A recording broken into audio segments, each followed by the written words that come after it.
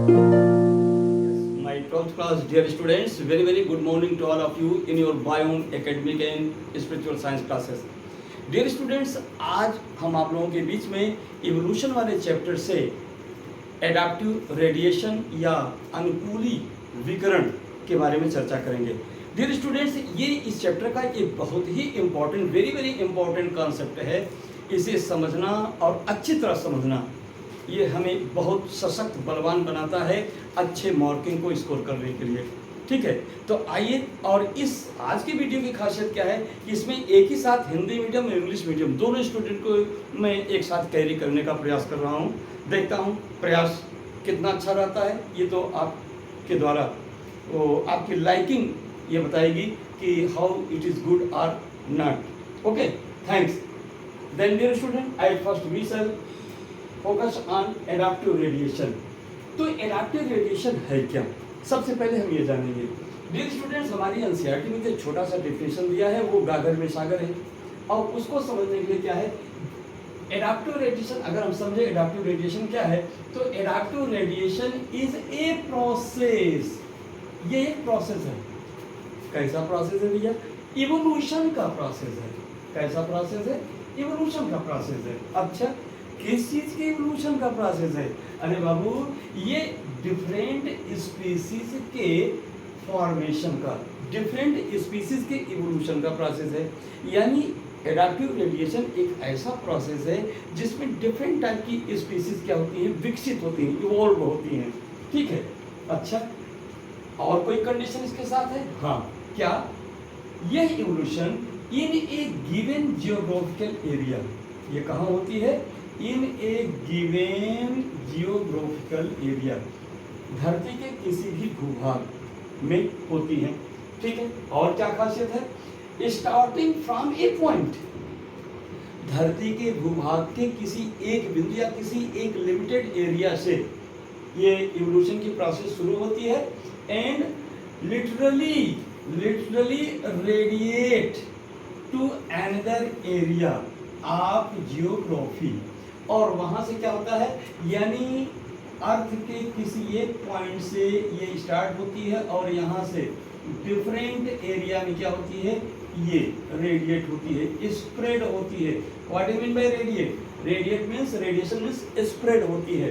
तो यह स्प्रेडिंग किसी एक स्पीसीज का किसी एक एरिया से किसी अनदर एरिया में इवोल्यूट होकर के, विकसित होकर के स्प्रेड कर जाना, यही क्या है?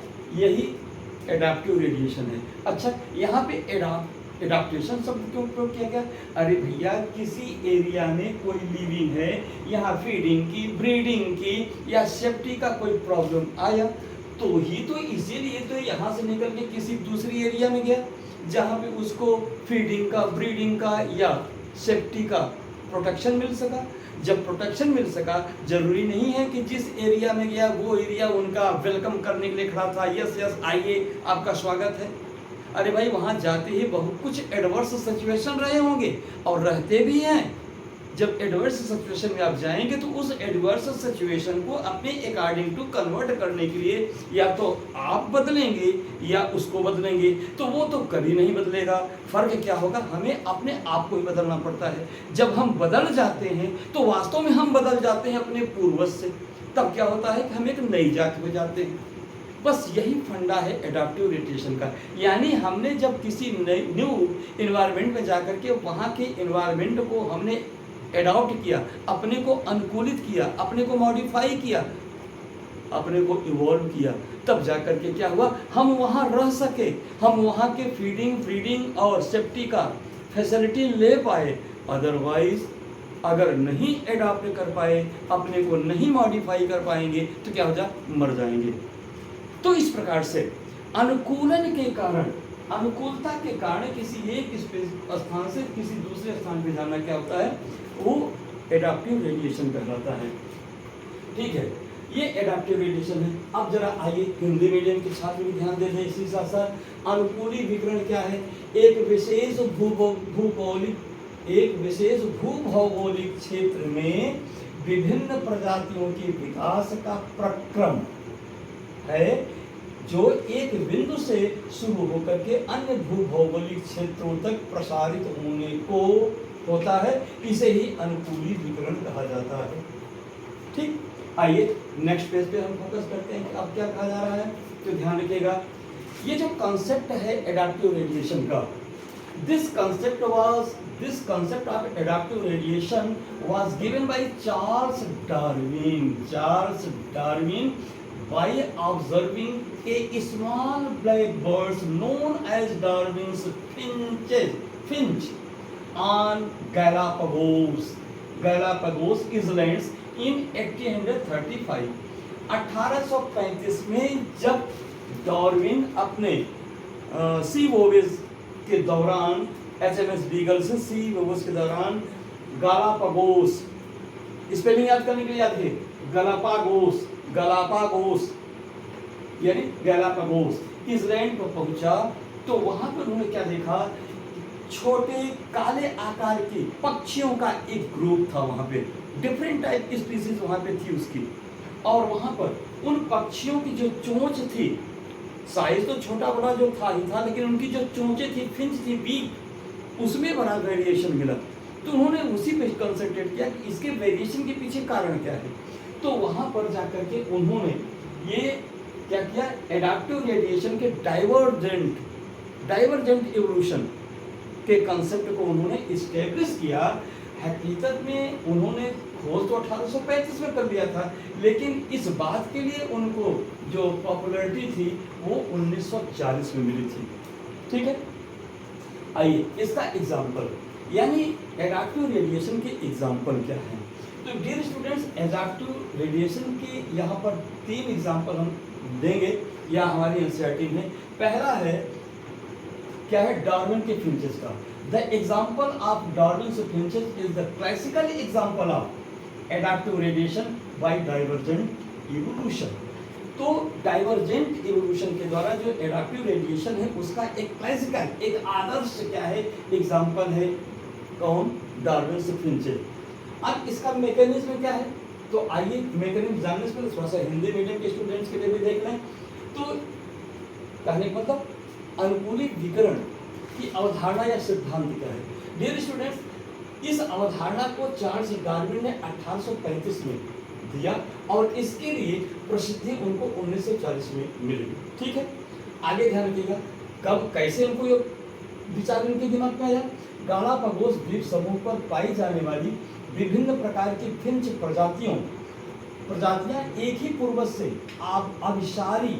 अपसारी विकिरण द्वारा प्राकृतिक चयन से विकसित हुई हैं। यह कॉन्सेप्ट, यह धारणा उनको गालापागोस द्वीप के ब्लैक फिंचेस की स्टडी से प्राप्त हुई। ठीक है, आइए अब जरा देखते हैं इसके कॉन्सेप्ट को।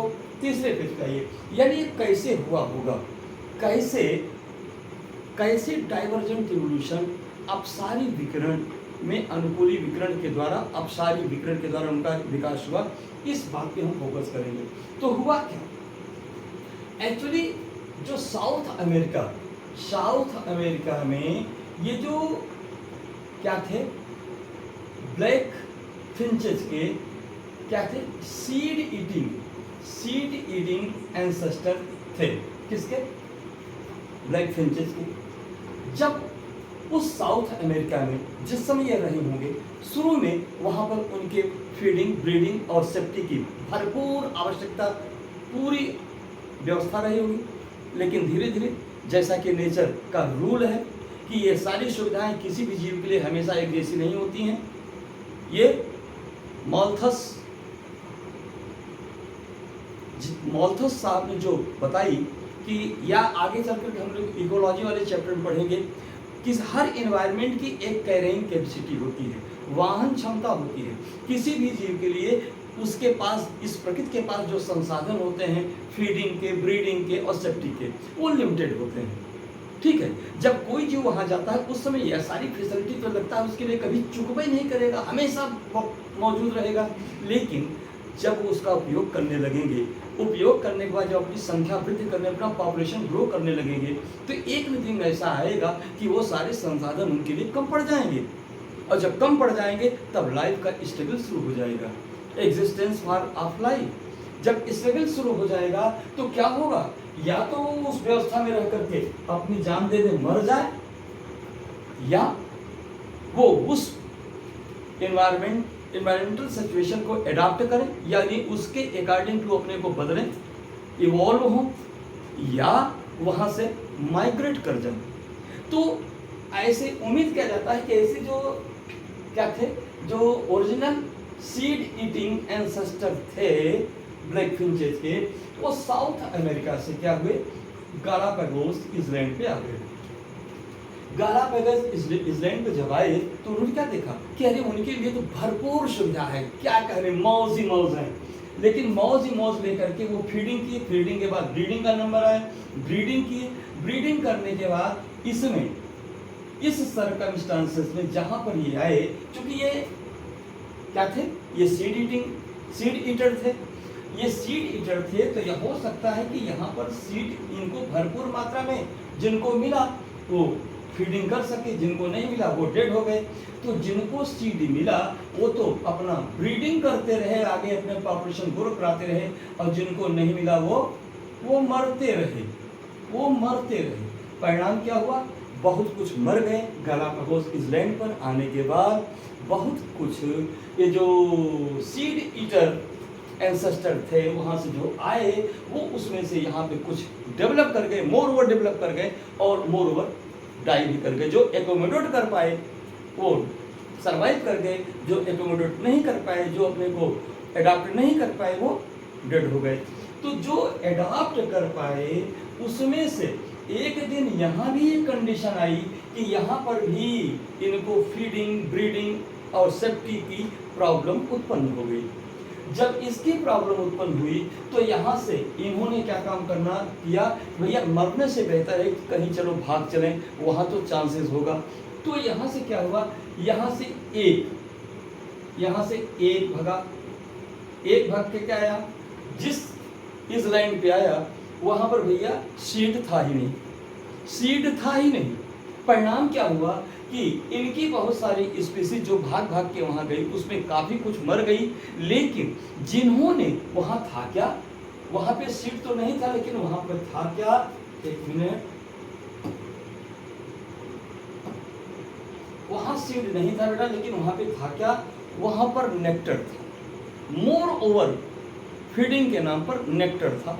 तो इन्होंने क्या काम किया, जो फिंचेस अपने को मॉडिफाई कर लिए, अपने बीक को लॉन्ग कर लिए, थिन कर लिए, और and curve to suck nectars, they survive on this island.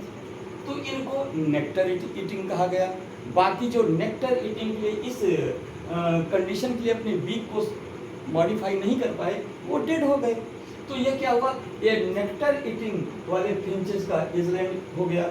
इसके बाद कुछ जो दूसरे फिंचेस यहाँ पर स्केप किए, दूसरे इसलैंड पे आए, वहाँ कंडीशन क्या थी, वहाँ नेक्टर नहीं था, न तो सीड ही था, वहाँ पे था क्या, केवल और केवल कैक्टस था। तो अब इनके लिए चैलेंज हुआ, यदि वो कैक्टस खाएं, कैक्टस खाने के लिए अपने को अडॉप्ट करें, तब तो वहाँ सर्वाइव करेंगे, अदरवाइज मर जाएंगी। हाँ, कुछ तो मरी, लेकिन कुछ क्या किए, अपने आप को सर्वाइव कर लिए। कैसे सर्वाइव किए, अपने बीक को लॉन्ग कर लिए, पॉइंटेड कर लिए, अब इस प्रकार से वो कैक्टस को क्रैश करके उसको खाने में क्या हुए, वो अपने को अडॉप्ट कर लिए। इसलिए अब यह फिंचेस का कैक्टस ईटिंग इसलैंड हो गया। ठीक है, अब आगे क्या हुआ, इसमें से कुछ स्केप किए और नट्स ईटिंग हो गए, और नट्स ईटिंग के लिए उनमें एडाप्टेशन क्या जनरेट हुआ, जो उनकी बीक थी स्ट्रॉन्ग बीक हो गई। कुछ फ्रूट्स कुछ दूसरे इसलैंड से गए जो फ्रूट ईटर हो गए, और वो क्या थे, उसके लिए उनका जो बीक था वो पैरट के बीक जैसा हो गया। कुछ दूसरे इसलैंड पे गए जहाँ पर केवल इंसेक्ट था, अतः वहाँ के जो फिंचेस थे वो अपने बीक को ग्रेस्पिंग एंड प्रोविंग कंडीशन में कन्वर्ट कर लिए, मॉडिफाई कर लिए, अर्थात एडॉप्ट कर गए। अब ये इसलैंड जो है फिंचेस का इंसेक्ट ईटिंग इसलैंड हो गया। और कुछ वहाँ से एस्केप किए जो सीड ईटर ही थे, संजोग से किसी इसलैंड पर उनको भरपूर मात्रा में सीड मिल गया, इसलिए उनको विशेष मॉडिफिकेशन नहीं करना पड़ा और वो सीड ईटर ही रह गए। इसके लिए क्या था, उनका जो बीक था वो जो है मीडियम स्मॉल या लार्ज साइज का था और क्रशिंग नेचर का था। तो इस प्रकार से क्या हुआ, इस यहाँ पर पहले एंसेस्टर साउथ अमेरिका से गैलापागोस आया, गैलापागोस से वहाँ पर फीडिंग ब्रीडिंग और सेफ्टी की जो प्रॉब्लम आई तो दूसरे इजलैंड से गए। दूसरे इजलैंड पर डिफरेंट टाइप की सिचुएशन थी, कहीं पे नेक्टर था तो कहीं पे कैक्टस था, कहीं पे नट्स था, कहीं पे फ्रूट था, कहीं पे इंसेक्ट थे, कहीं पर सीड था। लेकिन हर चीज हर जगह नहीं था, बहुत कम था, भरपूर मात्रा में यही यहाँ पे थे। तो जो फिंचेज अपने वीक को इन सब चीजों के उपभोग के लिए, फीडिंग के लिए एडाप्ट कर लिए, वो क्या हुआ, वो सरवाइव कर गए, और जो नहीं कर पाए वो मर गए। तो इस प्रकार से अगर हम यहाँ से इसको एरो खींचे तो यहाँ पे क्या हुआ, इनका इवोल्यूशन तो हुआ। क्या हुआ, वर्ड्स क्या है, स्ट्रक्चर इनके क्या है, ध्यान रखिएगा। यहाँ पे कैसा हो रहा है, होमोलागस और फंक्शन क्या हो रहा है, डिफरेंट। यानी फिंचेस के जो वीक हैं ओरिजिन में वो सिमिलर है, इसलिए सभी फिंचेस के वीक क्या है, होमोलागस आर्गन है जो एक ही एंसेस्टर से डेवलप किए। किंतु इनके हर इजलैंड्स के जो एनवायरनमेंट है वो उसके अकॉर्डिंग टू जब इन्होंने अपने वीक को मॉडिफाई किया तो उसमें मॉडिफिकेशन आया था, डिफरेंस आ गया। यानी ओरिजिन सेम और फंक्शन डिफरेंट, क्या कहलाएगा, होमोलागस आर्गन। अब इस प्रकार से एक ही पॉइंट से अगर डिफरेंट एरिया में अगर रेडिएट कर रहे हैं, फ्लो कर रहे हैं, माइग्रेट कर रहे हैं, तो ये प्रकार से क्या कर रहा है, ये क्या कर रहा है, डाइवर्जेंट इवोल्यूशन को शो कर रहा है। किसी एक पॉइंट से ये डिफरेंट एरिया में जा रहे हैं, तो ये डाइवर्जेंट इवोल्यूशन हुआ। डियर स्टूडेंट, इसी का आइए हम लोग हिंदी मीडियम के छात्रों को लिए ध्यान दें। विकास की क्रियाविधि बेटा, दक्षिण अमेरिका में बीज खाने वाले जो फिंच के मूल वंशज थे, जब यहाँ पर उनके भोजन का अभाव हुआ तो वहाँ से वो क्या काम किए, वहाँ से वो माइग्रेट करके वो क्या काम किए, गैलापागोस द्वीप पे आ गए। गैलापागोस द्वीप पे आने के बाद क्या हुआ, यहाँ भी उनको खाने के लिए कुछ काल तक इनको खाने के लिए भरपूर सीड मिला, लेकिन बाद में यहाँ पर भी सीड का अभाव होने लगा। तो अंत में फीडिंग की प्रॉब्लम को, यानी भोजन की समस्या को लेकर के इनको या तो यहाँ मरना जरूरी था या यहाँ से भागना जरूरी था। तो क्या किए, ये सब यहाँ से भाग गए, और जो डिफरेंट इजलैंड्स में गए वहाँ पर फीडिंग जो है, यानी भोजन हर एक ही तरह का नहीं था। कहीं पर जो है मकरंद था, तो कहीं पे कैक्टस था, कहीं पे नट था, कहीं पे फल था, कहीं पे कीट थे, कहीं पर बीज था। तो जो फिंचेस जिस एरिया में गए उस एरिया में उस भोज्य पदार्थ को खाने के लिए जो अपने को अनुकूलित कर लिए, वो वहीं पे सरवाइव कर गए और उसके हिसाब से वो इवॉल्व हो गए, विकसित हो गए। तो इस प्रकार से यहाँ पर क्या हो रहा है, एक ही पॉइंट से क्या हो रहा है, इनका डिफरेंट एरिया में, डिफरेंट इजलैंड से क्या हो रहा है, वो रेडिएशन हो रहा है इनके इवोल्यूशन का। इसलिए क्या कहलाएगा, ये डाइवर्जेंट अपसारी विकिरण द्वारा विकास की प्रक्रिया यहाँ देखने को मिल रही है। ठीक है बेटा, अब हम लोग चलते हैं नेक्स्ट पॉइंट पर। तो नेक्स्ट पॉइंट में देखिए, जो दूसरा एग्जांपल है, दूसरा एग्जांपल क्या है, adaptive radiation of Australian marsupials and placental mammals. ध्यान रखिएगा, ऑस्ट्रेलिया में क्या होते हैं, वो शिशुधानी वाले जीव होते हैं। शिशुधानी माने उनके पेट में अग्र भाग में क्या होता है, एक प्रकार का पाउच होता है जिसमें अपरिपक्व बच्चा पैदा होता है, और जब तक वो पूरी तरह से मेच्योर नहीं हो जाता है तब तक अपनी मम्मी के शिशुधानी में ही वो जीवित रहता है। जबकि इसके जगह जो प्लेसेंटल मैमल्स हैं, वो ऑस्ट्रेलिया नहीं, वो पूरी दुनिया में जहाँ कहीं प्लेसेंटल मैमल होते हैं, ये पूर्ण वयस्क बच्चों को जन्म देते हैं। तो ये दोनों में अंतर है, दोनों मैमल्स हैं। ये क्या है, ये अपरिपक्व बच्चों को जन्म देने वाला है विविपेरस, और ये परिपक्व बच्चों को जन्म देने वाला मैमल्स कहलाता है। इन दोनों में भी क्या हुआ है, इन दोनों में भी अब सारी डाइवर्जेंट इवोल्यूशन के द्वारा क्या हुआ है, एडाप्टिव रेडिएशन हुआ है। इसका उदाहरण हम लोग यहाँ पे देख रहे हैं। क्या हो रहा है, क्या लिख रहे हैं, this is the example of adaptive radiation by divergent evolution. कैसे, आइए देखते हैं। मैकेनिज्म क्या है, मान लीजिए ये ऑस्ट्रेलिया है, this is Australia. Dear students, हमारे हिंदी मीडियम के छात्रों भी ध्यान दीजिएगा। ये दूसरा उदाहरण क्या है, ऑस्ट्रेलियाई मार्सुपियल्स और अपरा स्तनियों में अनुकूली विकिरण को दर्शाने वाला एक एग्जाम्पल है। यह एक अपसारी विकास के अनुकूली विकिरण का प्रमाण है। क्रियाविधि क्या है, हम दोनों भाषा का प्रयोग करेंगे, एक ही फिगर से हम लोग समझ जाएंगे। जैसे मान लीजिए क्या हुआ, यहाँ पे अभी हम मार्सुपियल्स का एग्जाम्पल ले रहे हैं। हम कहते हैं दुनिया के किसी कोने से क्या हुआ कि कोई एक पूर्वज जो जिसमें अपरिपक्व बच्चे पैदा होते थे, और क्या था उसमें शिशुधानी विकसित था कि जब तक बच्चा पूर्ण परिपक्व न हो जाए वो अपनी मम्मी के शिशुधानी मार्सुपियल सैक में ही क्या रहेगा, पाउच में ही रहेगा। तो इस प्रकार से यहाँ आया। आने बाद ये क्या है, ये ऑस्ट्रेलिया कॉन्टिनेंट है, ऑस्ट्रेलिया का महाद्वीप है। एक खास पॉइंट पर जब ये वहाँ पे थे तो उस समय शुरुआत के समय में उनको उस एरिया में फीडिंग, ब्रीडिंग और सेफ्टी की भरपूर सहायता, भरपूर क्या रहेंगे, यानी प्लेंटी क्या होगा, वो सुविधाएं फैसिलिटीज अवेलेबल रही होंगी। लेकिन धीरे धीरे ये सुविधाएं तो कम हुई होंगी। जब धीरे धीरे इनकी सुविधाएं कम हुई तो विवश होकर के अब इनके सामने दो ही चैलेंज था, इधर डाई और डू। तो डू के लिए क्या करना होगा, do for do to go from here to anywhere where you have to survive and then evolve in new species। यानी यदि आपको जीना है तो यहाँ से जाना है, यहाँ से जाना है, कहाँ जाना है, कहीं और जाना है। क्या वहाँ हमको स्वर्ग मिलेगा ना, नर्क भी मिल सकता है, स्वर्ग भी मिल सकता है। आप वहाँ जाएंगे, जा करके वहाँ के परिस्थितियों के अनुकूल आप अपने को अनुकूलित करेंगे। अगर अनुकूलन सफल हो गया तो आप उस नई जगह पे जी पाएंगे, नहीं अनुकूलन सफल हुआ तो मर जाएंगे। अरे बाबा, यदि इतना सब कुछ करना ही है तो हम इसी एरिया में रह के क्यों ना अनुकूलित कर लें। हम जो भोजन कर रहे हैं, अगर वो भोजन अगर यहाँ उपलब्ध नहीं है, अगर हम अपने को यहीं पे मॉडिफाई कर लें, जो है उसी को खाने की अनुकूलता उत्पन्न कर लें, तो क्या भागने की जरूरत है। हाँ, बिल्कुल भागने की जरूरत नहीं है। लेकिन जीव मानता कहाँ है, इसको तो लास्ट ऑप्शन के रूप में प्रयोग करता है कि बाबा अब अगर नहीं बदलेंगे तो मर जाएंगे। अतः तब तक भागता रहता है जब तक नौबत में आ जाए कि अब नहीं बदले तो मर जाएंगे। तो अभी यहाँ से सोच रहे थे जैसे बाहर जाएंगे तो हम क्यों, इंद्र का लोक मिल जाएगा। ठीक है, तो यहाँ से क्या हुआ, यहाँ से ये भाग लिए, यहाँ से ये भाग लिए, सब स्केप कर गए। अब स्केप करके ऑस्ट्रेलिया के डिफरेंट जोन में गए।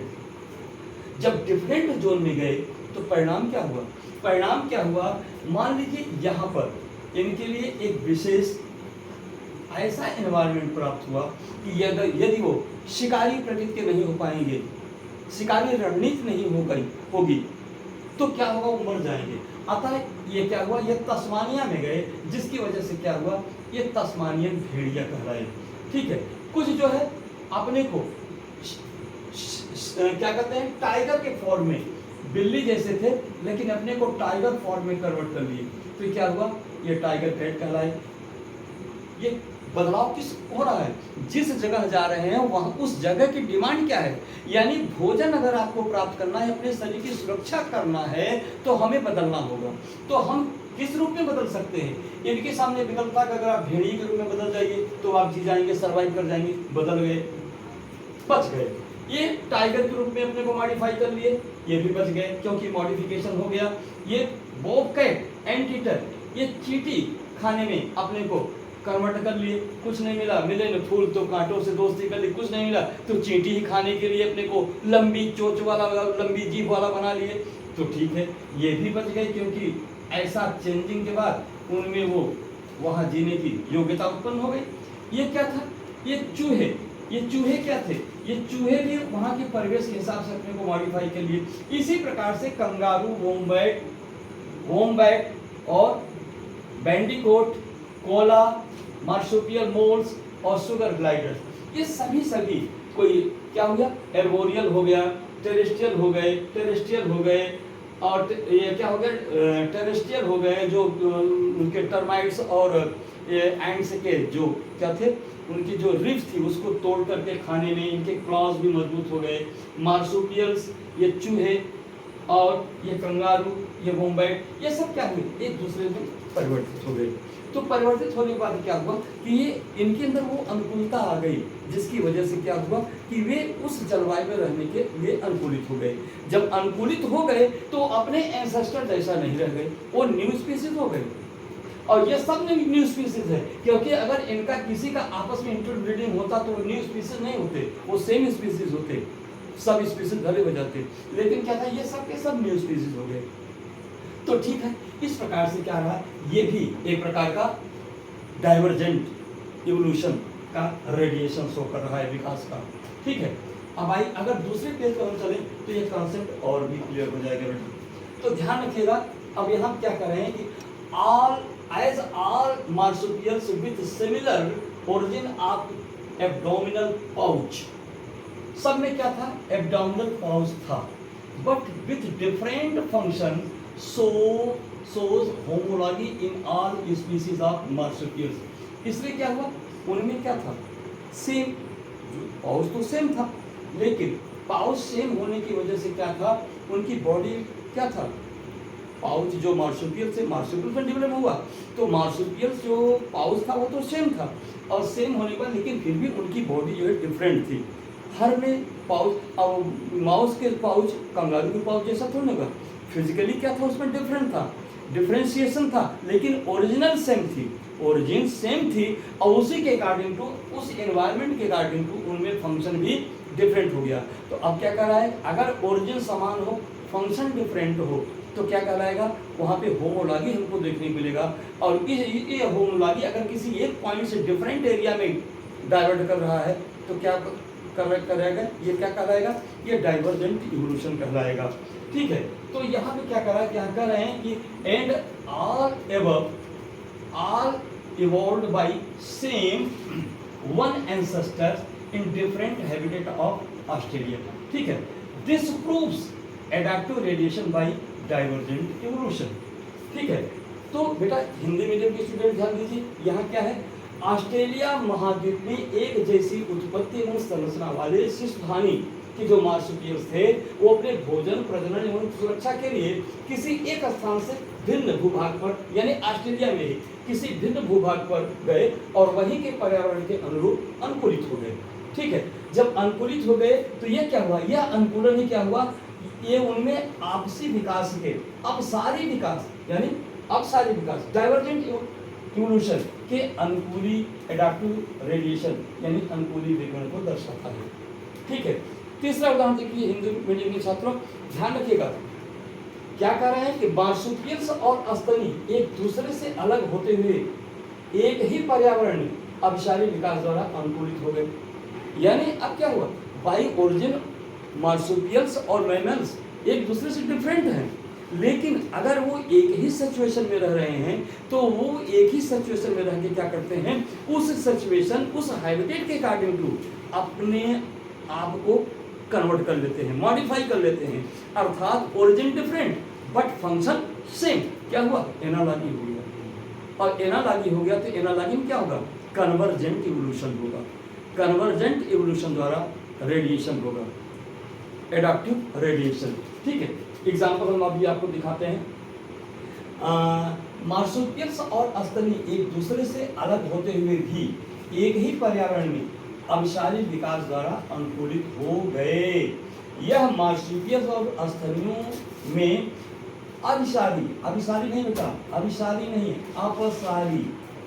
अपसारी विकास के अनुकूली विकिरण को, अपसारी नहीं, अभिसारी, हाँ अभिसारी सही था, अभिसारी विकास के अनुकूली विकास को प्रमाणित करता है। इंग्लिश मीडियम के स्टूडेंट ध्यान दें, जो तीसरा पॉइंट है क्या है, Australian marsupials and other mammals but residing in same habitat of Australia proves adaptive radiation by convergent evolution. ठीक है, इस बात को हम अगले स्लाइड में और भी बेहतर ढंग से समझ सकेंगे।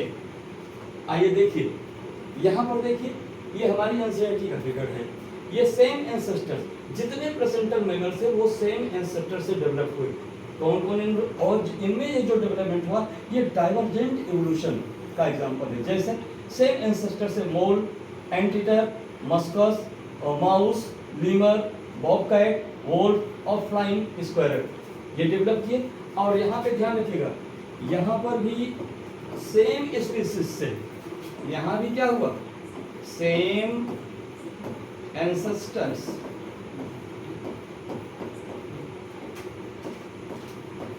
सेम एंसेस्टर से क्या हुआ, ये मार्सुपियल मोड का इवोल्यूशन हुआ, नम्बाइट या एंटीटर का, मार्सुपियल एंटीटर का डेवलपमेंट हुआ, माउस का डेवलपमेंट हुआ, स्पॉटेड कस्कस का डेवलपमेंट हुआ, तस्मानियन कैट का डेवलपमेंट हुआ, तस्मानियन वोल्फ का डेवलपमेंट हुआ और फ्लाइंग फैलेंजर्स का डेवलपमेंट हुआ। ठीक है, तो यहाँ आप ध्यान दीजिएगा, ये जो डेवलपमेंट हुआ है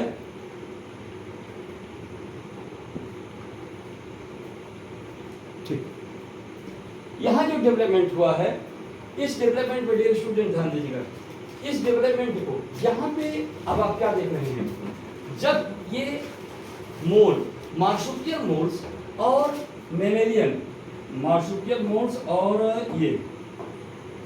ये मार्सुपियल मोल्स और मेमेलियन मोल्स जब एक ही एनवायरनमेंट में, ऑस्ट्रेलिया के एक ही एनवायरनमेंट में रहने के लिए विवश हुए, तो क्या हुआ, ये अपने ऑर्गन को डिफरेंट भले था लेकिन उस एटमॉस्फेयर के, उस एनवायरनमेंट के अकॉर्डिंग टू कन्वर्ट कर लिए, यानी ओरिजिन डिफरेंट, ओरिजिन डिफरेंट। यहाँ पे क्या है, डाइवर्जेंट इवोल्यूशन, इनसे इनका डाइवर्जेंट इवोल्यूशन, इनसे इनका डाइवर्जेंट इवोल्यूशन, यहाँ भी डाइवर्जेंट इवोल्यूशन हो रहा है, डाइवर्जेंट इवोल्यूशन, यहाँ भी डाइवर्जेंट इवोल्यूशन हो रहा है। लेकिन इन दोनों का यदि एक ही लोकोमोशन, एक ही सिचुएशन, एक ही हैबिटेट में रहने के कारण क्या हुआ, ये भी यहाँ रहने के लिए अनुकूलित हुए और ये भी यहाँ पे रहने के लिए अनुकूलित हुए, ये भी यहाँ रहने के लिए अनुकूलित हुए, ये भी यहाँ रहने के लिए अनुकूलित हुए। इस प्रकार से इन सब में क्या हुआ, ये कन्वर्जेंट इवोल्यूशन हुआ, कन्वर्जेंट इवोल्यूशन हुआ। इस बात को समझने के लिए हम लोग नेक्स्ट स्लाइड में जब देखेंगे तो कॉन्सेप्ट और भी बढ़िया क्लियर हो जाएगा। यानी एक ही हैबिटेट में रहने के कारण इनमें ये दोनों भिन्न है, फिर भी इनमें कौन कौन से सिमिलरिटी आई, जिसकी वजह से ये क्या की, ये अपने ऑर्गन को क्या हुआ, structure different but function same, structure same but function different, homology, structure different but function same, analogy. तो यहाँ पे क्या हुआ, यहाँ पर कन्वर्जेंट रेडिएशन शो कर रहा है। आगे अगले पेज पर इसको आप आराम से देखिए। अब देखिए यहाँ पर एडाप्टिव रेडिएशन, यहाँ इस कॉलम में मैमल्स, इस कॉलम में मार्सुपियल्स को शो किया गया। और कन्वर्जेंट इवोल्यूशन क्यों हुआ, इसका कारण है, यानी इन दोनों में किसी एक ही हैबिटेट में रहने के लिए जो कॉमन बिहेव, जो कॉमन फंक्शन जनरेट हुआ, इसकी वजह से ये भी यहाँ रहने के लिए, ये भी यहाँ रहने के लिए क्या हुए, अपने को मॉडिफाई किए। तो ये क्या कहा जाएगा, ये कन्वर्जेंट यानी अभिसारी, अभिसारी क्या कहलाएगा, ये अभिसारी विकास कहलाएगा या अभिसारी विकिरण कहलाएगा। आइए देखिए, मेमेलियन मोल और मार्सुपियल मोल्स में क्या समानताएं थी, रिड्यूस्ड आइज, दोनों में आंखें रिड्यूस हो गई थी, पावरफुल डिगिंग क्रॉस, यानी गड्ढा खोदने में इनकी जो के लिए इनके जो क्रॉस थे वो पावरफुल हो गए थे, स्ट्रांग हो गए थे। एंड स्ट्रीमलाइन बॉडी, दोनों की बॉडी क्या थी, स्ट्रीमलाइन हो गई थी। ये तीन ऐसे कैरेक्टर थे जो दोनों में, दोनों को एक ही सिचुएशन में, एक ही क्लाइमेक्स में, एक ही हैबिटेट में रहने के लिए अनुकूलित कर दिए। तो इस प्रकार से दोनों एक ही एनवायरनमेंट में रहने के लिए अनुकूलित हुए। ये क्या है, ये कन्वर्जेंट इवोल्यूशन का एग्जाम्पल है, रेडिएशन है, कन्वर्जेंट रेडिएशन। यहाँ देखिए, यहाँ पर एंटीटर्स, मेमेलियन एंटीटर्स एंड मार्सुपियल एंटीटर्स में क्या समानताएं पाई गई, डाइट को लेकर के, दोनों एंट एंड टर्माइट्स ईटर थे और इलांगेटेड स्नोट, इनकी जो थूथुन थे बहुत लंबे थे दोनों के, लॉन्ग स्टिकी टंग्स, इन दोनों में लंबी चिपचिपी जीभ थी, एंड पावरफुल क्लॉज, यानी दिनकों के दीवार को तोड़ने के लिए इनके पास जो क्लॉज थे वो पावरफुल थे। और इसके बाद क्या था, रिड्यूस टीथ, इन दोनों में दांत क्या थे, रिड्यूस थे, जो ये शो कर रहे हैं कि इन दोनों की ये कैरेक्टर्स क्या हैं, ये दोनों एक कैरेक्टर क्या है, ये जो फंक्शन है, ये फंक्शन क्या कर रहे हैं, ओरिजिन में ये सब एक दूसरे से डिफरेंट हैं, structurally different but functionally similar. तो फंक्शन में सेम है जबकि ओरिजिन में डिफरेंट है। ये क्या है? ये एनालॉजी शो कर रहा है। एनालॉजी शो करने का मतलब ये दो दिशाओं से आकर के एक ही दिशा पर, एक ही पॉइंट पर इवोल्यूशन को इवॉल्व दिखा रहे हैं, विकसित दिखा रहे हैं। ये क्या है? यह कन्वर्जेंट, ये क्या है? कन्वर्जेंट एडाप्टिव रेडिएशन है। ठीक है, अगला पॉइंट देखिए, यहां देखिए, माउस, मैमेलियन माउस और मार्सुपियल माउस दोनों में सिमिलरिटी क्या? यानी दोनों एक ही जलवायु में रहने के लिए किस फंक्शन को एक साथ करने के लिए अनुकूलित हुए?